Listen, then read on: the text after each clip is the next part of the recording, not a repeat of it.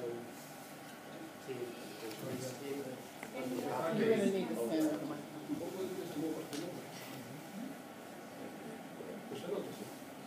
So we are a task force composed by a German and a Portuguese team on behalf of Border Publishing. It's a family-owned publishing business, one of the biggest in Germany, with approximately 2 billion euro turnover. It's family-owned. Whatever we find will Hugo be fed back to Hugo Border himself. It's a traditional organization that is part of the famous German Mittelstand, the bedrock of German industry and productiveness. And we have 3 targets while we are considering an acquisition of Empresa, a Portuguese company. About 51%, we want to take a major stake in the company. We want to expand our existing magazine publishing, printing and digital media sectors, and gain some insight and knowledge in the TV sector, which we currently conduct at a regional level only. We want to pursue cultural competence in the Portuguese digital field, and expand our products and sell them in the market. And long term, we have an aspiration to extend our presence from UK, France, Europe, also Eastern Europe, India, and Turkey to Portuguese speaking countries. Could you introduce your team, please?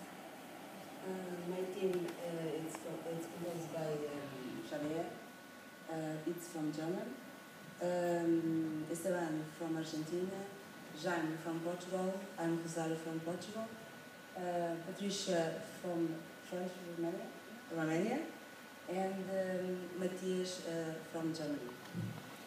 I'm going to talk a little bit about Empresa. It's a Portuguese. I've been talking with the representative of the owner from the company, and he already heard about the intentions from the German company in order to do the acquisition, but they are not afraid because although they are a local company, they are one of the biggest companies in Portugal.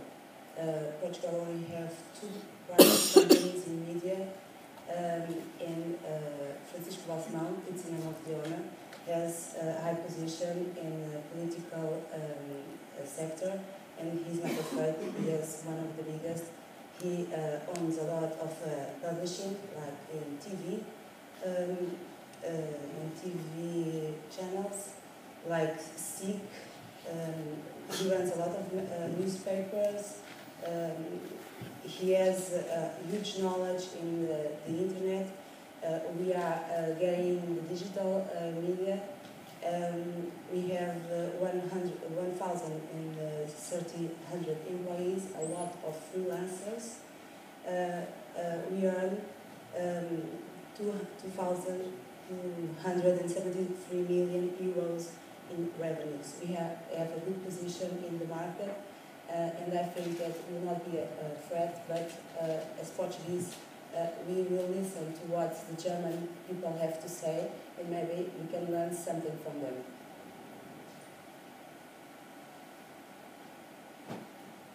Well, basically, these are the different models that we use to assess our analysis. First of all, the cultural, to analyze the cultural difference, we use the first models, then to analyze kind of the contextual information as well. And then we check the differences, and Matthias is doing the recommendations based on the 7S McKinsey framework. I'm not going to talk about all this information, but I could say basically in terms of the cultural differences, the major ones are, for example, the Portuguese are in the relationship with the time are monochromic, polychromic instead of monochromic, that are more oriented in targets, more oriented in in timing, in punctuality. So the relationship with time is quite different. So then we are assessing giving some recommendations about that. The other question, the other point that is quite important is the importance of relationships, rules as well. So the Portuguese are more relationships oriented rather than just tasks or targets.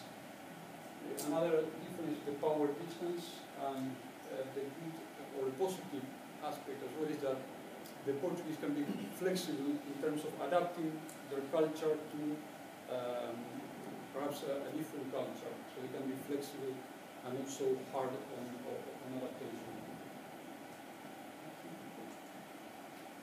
In terms of the external analysis, again, I'm not going to mention all of them. One important is that the economic situation is affecting currently Portugal quite hardly. So in terms of the advertising, because of the media industry, the source of revenue is advertising. So that will affect the result. On the other hand, it's in terms of the technology, the penetration of the media is not so strong in Portugal as in Germany, so that will be an opportunity. And the other thing that is not less important is the political ties between the media and the politics organizations in Portugal. That is, as Rosario said, is quite important in terms of the founder of the company. Thank you very much. As you might have noticed by now, we're a bit more future-oriented in what we want to propose you, what we should do to address or identify potential conflicts with the cultures. So far, we want to give you a few more information about how you address it, and you will find a bit more an in-depth analysis of the cultural differences we identified so far in our report. I got it written down. And we were happy to assist you in guiding you through it offline. But for now, just let me focus on the recommendations.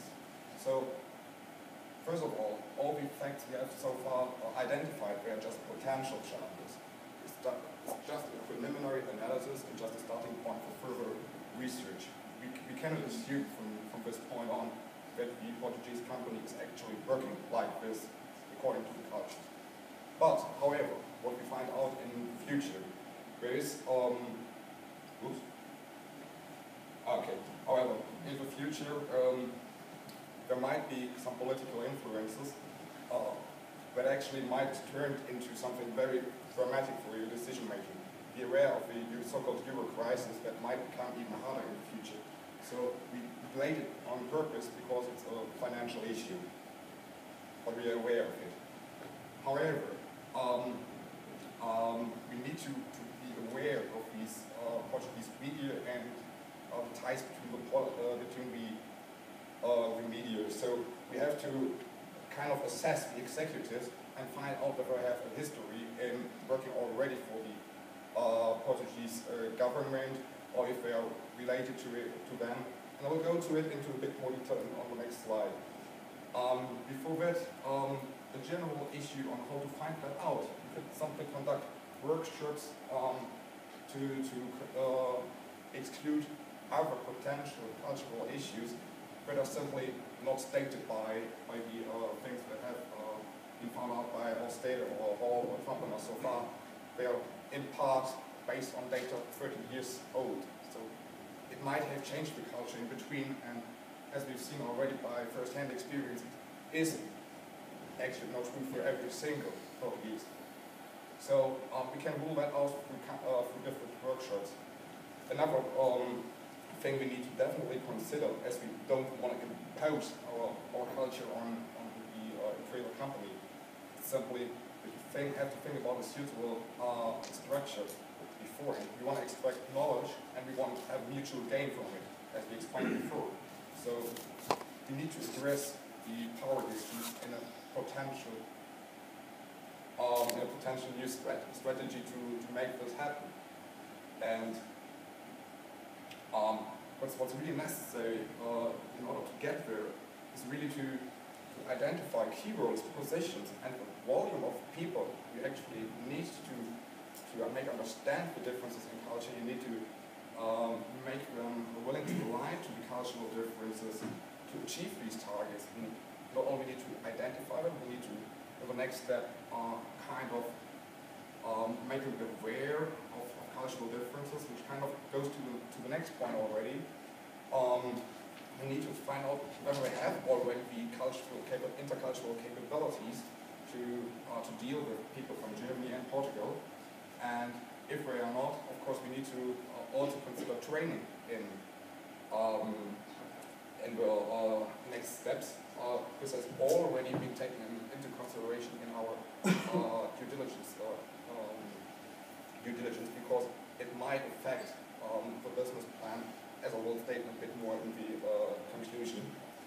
Also, another fact is in general, we want to find out whether it's a monoethical, whether it's a diverse company, and more conclusions on that, whether there is actually a single dominant culture in the company.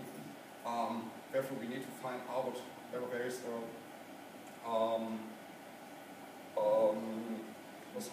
hiring based on description. So it's always the same family, but not only the same family, also the age diversity, the gender diversity, different regions from Portugal. That's also important in the HR policy.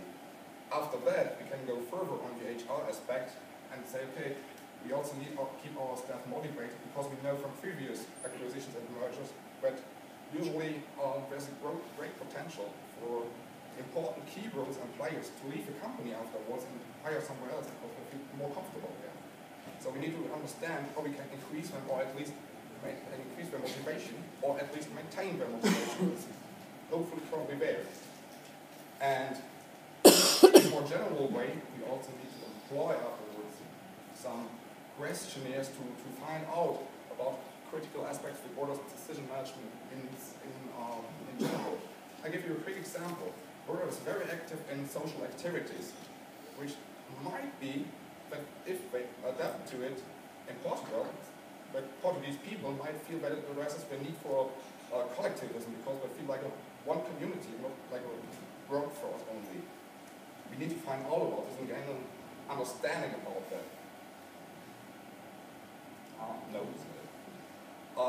So our recommendations in general allow Border to assess the risk potentially associated with the cultural differences first. After we have assessed these cultural differences, we can find measures to mitigate the risk, which may be derived from the assessment.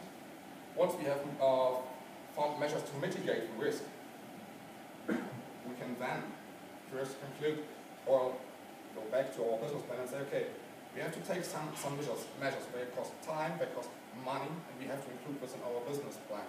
We cannot expect to be profitable from the first minute once we've finished the acquisition. So we need to align our business plan with it. And if we don't do, there's a high potential for failing because we are, from the start away, we are behind our schedule in being profitable, being efficient, and all kind of stuff. And if we do so, there's a better chance that we actually pursue realistic goals. And having said that, we can also conclude, because we did already preliminary research, that our preliminary research does not give any information that the deal is actually doomed from the first minute on. There is a realistic chance that it could work, assuming that the other parts of the due diligence are actually working. So we encourage Border actually to continue the cultural due diligence and continue its plan to find out if every acquisition would work. Thank you very much.